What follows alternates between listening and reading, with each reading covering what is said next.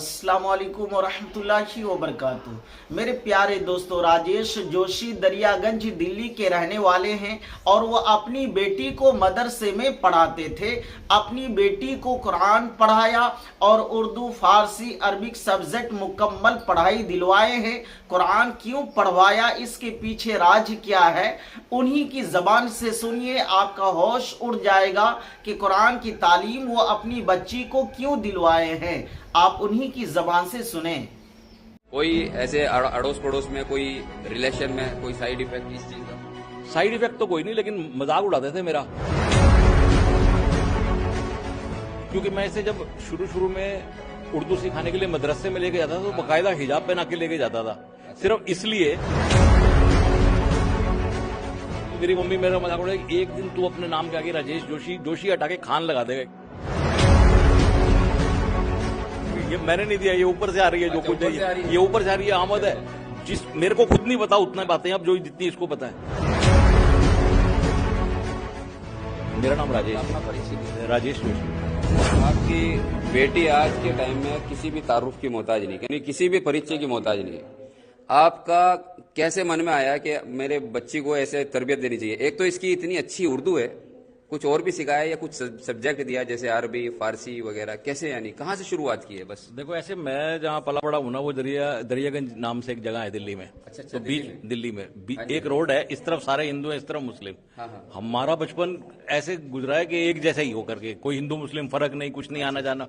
तो मैं वो बचपन से जाके मुशायरे सुनता था। मुशायरे आप सुनता था जाके? जाते थे कभी? नहीं, तब तो मैं खुद ही बच्चा था ना।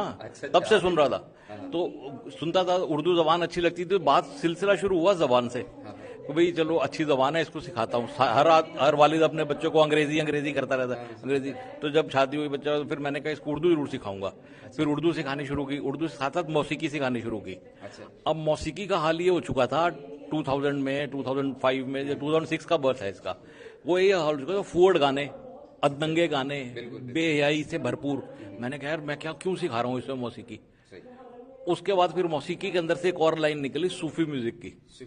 सूफी म्यूजिक में क्या है कि रसूल अल्लाह का जिक्र होता है उसके अंदर, और क्या कहते हैं हसन हुसैन का, इमाम हुसैन का, अल्लाह का जिक्र है, ये सब जिक्र। तो उसमें एक एहतराम नहीं होता कि पूरे कपड़े पहनने हैं, सर ढका हुआ होना चाहिए। तो मैंने कहा यार म्यूजिक सिखाना है तो फिर इस तरह का सिखाएं इसे म्यूजिक। तो यहाँ से फिर शुरू हुआ। तो फिर जब सूफी म्यूजिक, उसके लिए फिर जबान उर्दू चाहिए, फिर उर्दू सिखाई इसको, फिर उर्दू के साथ साथ फारसी सिखाई इसको, फिर अभी 3rd ईयर इसका अरेबिक लैंग्वेज का चल रहा है। अच्छा। तो वो सब फिर सिखाया। वो उसमें मुझे पता ही नहीं चला कि कब इमाम हुसैन ने एंट्री कर ली हमारी लाइफ के अंदर, कब वो हमारी रोजमर्रा की एक चर्चा, हमारे घर में बात ही वही होती है इमाम हुसैन की। रोज सुबह कोई ना कोई नोहा लगा होता है मोबाइल के ऊपर, इसकी मम्मी सुन रही होती है, मैं सुन रहा होता हूँ, या कोई और इस तरह की बातें। फिर बस ऐसी करते करते था। बेटी को इंटरेस्ट था? इंटरेस्ट कुदरती था, इसको कुदरती था। अच्छा, कोई ऐसे अड़ोस पड़ोस में, कोई रिलेशन में कोई साइड इफेक्ट इस चीज का? साइड इफेक्ट तो कोई नहीं, लेकिन मजाक उड़ाते थे मेरा। अच्छा। मेरी मम्मी खुद मुझे कहती थी। तो सबके साथ नहीं, मेरी मम्मी खुद मुझे कहती थी, क्योंकि मैं इसे जब शुरू में उर्दू सिखाने के लिए मदरसे में लेके जाता था तो बाकायदा हिजाब पहना के लेके जाता था, सिर्फ इसलिए। मुझे कहा नहीं किसी ने कि हिजाब पहना के लाओ, ना किसी मौलवी ने, सिर्फ इसलिए कि बाकी जितनी बच्चियां आई हुई हैं वो हिजाब पहन के आई हैं। तो इसके दिमाग में कोई ये बात ना आ जाए कि मैं स्पेशल हूं, और उनके दिमाग में ना आ जाए कि ये स्पेशल है, उनके जैसा ही बन के।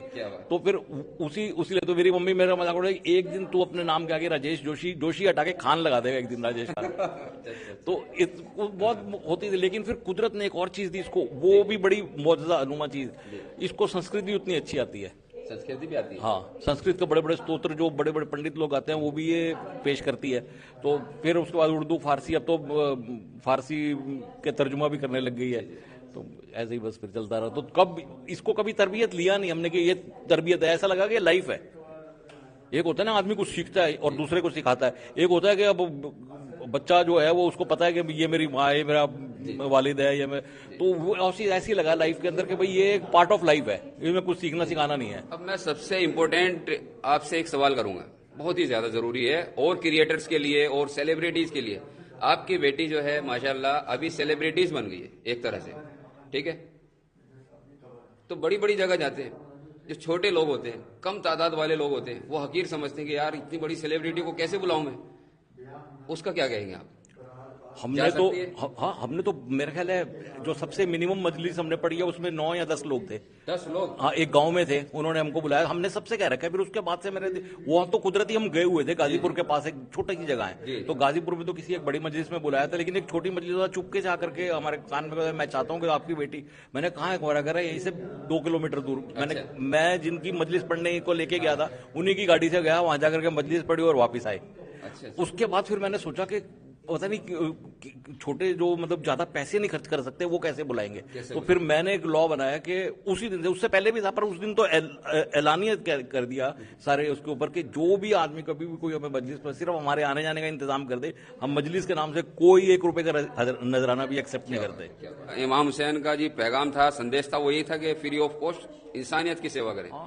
कोई और मैसेज देना चाहेंगे व्यूवर्स को लास्ट? बस कुछ नहीं, अपनी बेटी को इतने अच्छे संस्कार दिए, तरबियत दिए, फिर मैं कहूँगा मैंने नहीं दिया कुछ भी, ये मैंने नहीं दिया, ये ऊपर से आ रही है जो कुछ है, ये ऊपर से आ रही है, आमद है। जिस मेरे को खुद नहीं पता उतना बातें अब जो जितनी इसको पता है।